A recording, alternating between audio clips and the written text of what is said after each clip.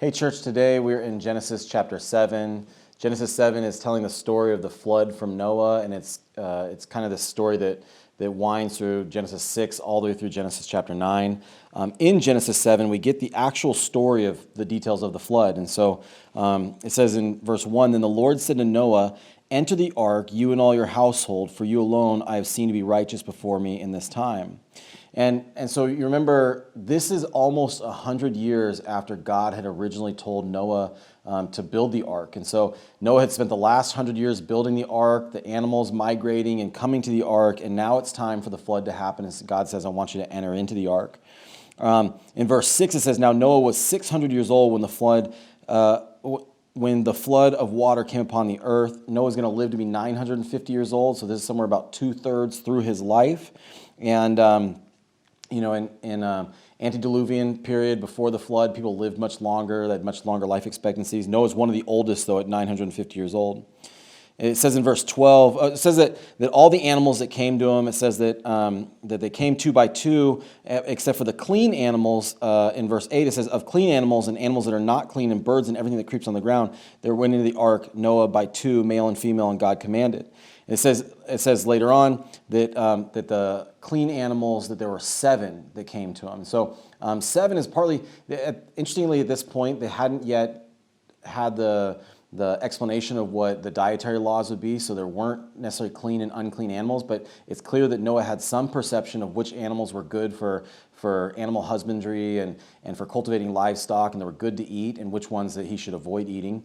Of those that were good to eat, the clean animals, they had 7. And interesting that so there's 3 pairs and then an extra one. Well, it says in Genesis chapter 8, that when the flood resides, Noah builds an ark and he offers sacrifices of all the clean animals. And so that final single, the 7th animal was for, God had provided for an offering when the flood waters receded. In verse 12 it says, "The rain fell upon the earth for 40 days and 40 nights." What's interesting in the Bible as you read is that the number 40 has significance.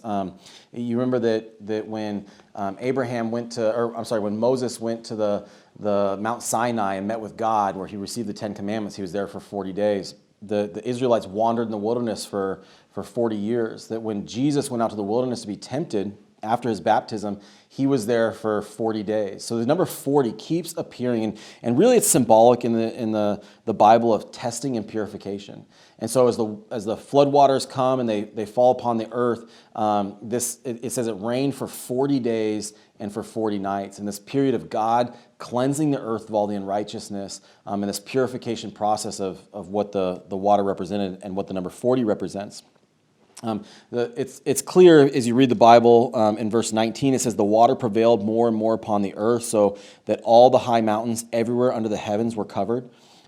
That all the mountains in the world were covered by water. So it's clear this is a worldwide flood. There have been lots of people over the years who have said, well, maybe this was a localized flood or something. That doesn't really make sense or compute with the reading of Genesis as it says here. There's lots of reasons why. One of them is that this wasn't a local flood. All of the mountains in the world were covered in water.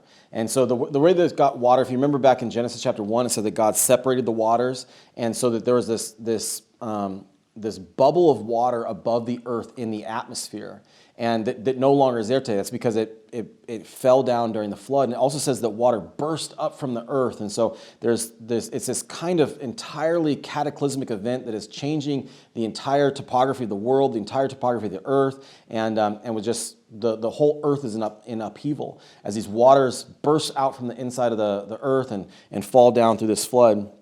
It says in verse 21, "All flesh that moved on the earth perished, birds and cattle and beasts and every swarming thing that swarms upon the earth and all mankind. Of all that was on the dry land, all in whose nostrils was the breath of the Spirit of life died."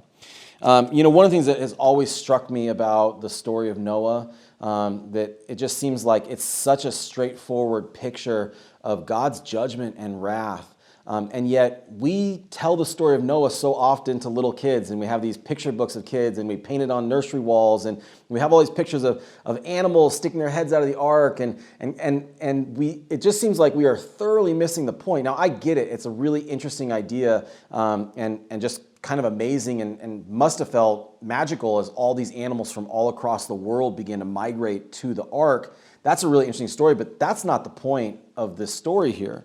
The point is that God is judging the earth in his wrath. And here it says that he has exterminated every living thing that was on dry land, and whose nostrils were the breath of the Spirit of life, were dead. And one of the things that I think we struggle with so often is really understanding God's wrath. We want to think of God as being this friendly, kind, kind of Santa Claus, jovial kind of person. And yet the God of the Bible, the God that we study in the scriptures, is a severe God. That when we are found to be rebellious and we are outside of his plan and his will, that we can only hope or expect to experience his wrath. And that's a terrifying thing. And this story is a terrifying story. Though as much of a story as it is about God's judgment and wrath, it's also a story about God's salvation. What God did with Noah and his 3 sons and their 3 wives and Noah's wife is he created this ark, this vehicle for salvation in the midst of his judgment by which they might be saved. We get this really interesting verse if you turn to 1 Peter, really towards the end of the Bible, in chapter 3, verses 20 and 21. It gives us this kind of interesting information about how we should understand Noah and how we should understand the flood. It says in verse 20, who once were disobedient when the patience of God kept waiting in the days of Noah during the construction of the ark, in which a few, that is 8 persons, were brought safely through the water.